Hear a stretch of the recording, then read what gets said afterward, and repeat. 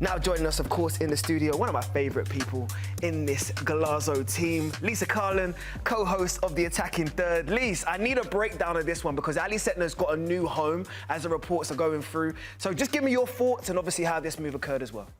Yeah, this is crazy. Talk about Friday at 5 p.m., the deadline for trades getting in NWSL before the second half of the season kicks off. And this was a bombshell, a move that really went under the radar for Kansas City to acquire a young 21-year-old forward in Ally Sentnor from Utah Royals. This is a big move because it shakes up a lot of things. Kansas City, they're at the top of the league table, 8 points clear of second place. And as we get started into the second half of the season, Casey Current said, hey, hold my beer, try to catch us now, everyone, because we've just got this forward that can score goals. She's electric on the pitch. She understands positioning so well, and she's really been stifled at a team like Utah, who has been at the bottom of the table for 2 seasons now, really struggled to climb out of that cellar. They have coaching carousels constantly moving through the club, and it's been an uphill battle for Ally Sentnor, yet she's still shined, and that's a testament to the skill that Sentnor has on the pitch. Kansas City are already 8 points clear at the top of the NWSL. They're already 9 goals better than every other team in the league by goal difference. Does this make them even stronger, make them even better? How does it actually impact an already great team to add another great player?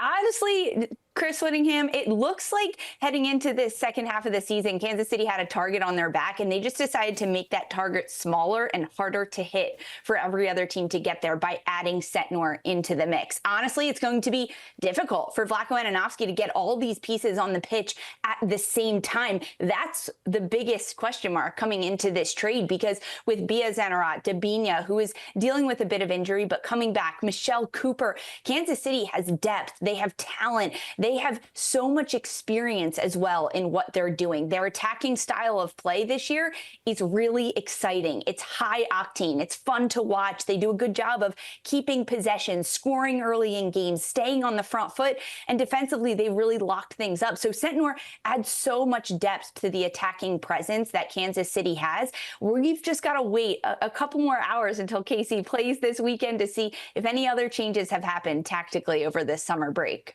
Lisa, that was going to be my next question. How do you get minutes for everybody in this moment? Because you're expecting Ally to probably want to come in and command the starting position. So how do you manage that as a coach now?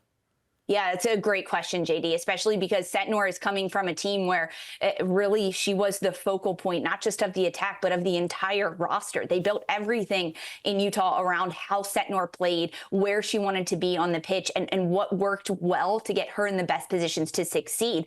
So for a player like Sentnor, she's going to make this trade and want to start, want to be a 90-minute player, as she has been for 2 years in Utah in just her first 2 seasons as a professional. For Wittyngham, the head coach of Kansas City, he now has to manage all these different styles and personalities, seeing how they fit together on the pitch. I would not be surprised if we see a little bit of a formation change for Kansas City, making sure that they can get now more attacking players onto the pitch. The beauty of Ally Sentnor is she can play anywhere in the 4 attacking positions, either winger position, as a striker more centrally. She can even play as a 10, a little deeper in the midfield, or as a false 9. So any of those roles she can occupy, which makes her a really versatile forward that Kansas City is pretty lucky to have right now.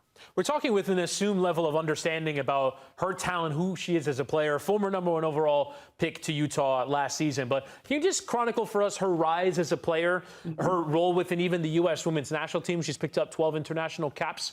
What is the player that Kansas City are getting here?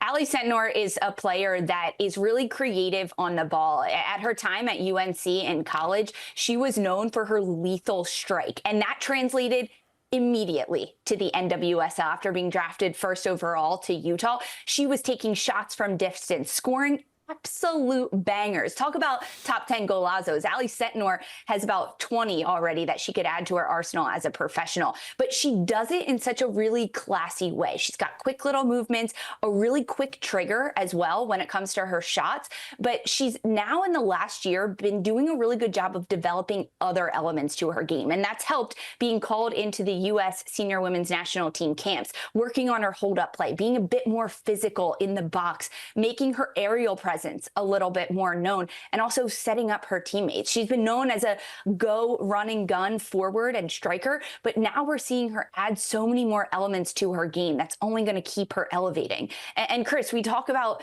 Ally Sentnor being at Utah and still shining, getting calls up to the senior national team.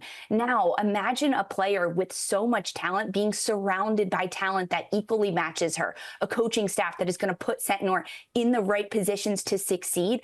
I'm hoping that this is her boarding of the rocket ship that just takes off her career with this transfer. Lisa, this is where the pressure goes on you now. We know that KC have never won a championship, so what can we expect? Are you giving them the tip right now? Absolutely. I mean, this move says it alone, Jaydee, that Kansas City wants to win a championship. They have 8 points clear at the top of the table, and that's not enough for them. They want to win the Shield. They want to make a run through playoffs and lift the NWSL championship trophy at the end of this year. And by making this move, it says that the ownership at KC, that Vlatko Ananovsky, that the team as a whole is really bought into that collective goal of getting some silverware and some hardware for the club.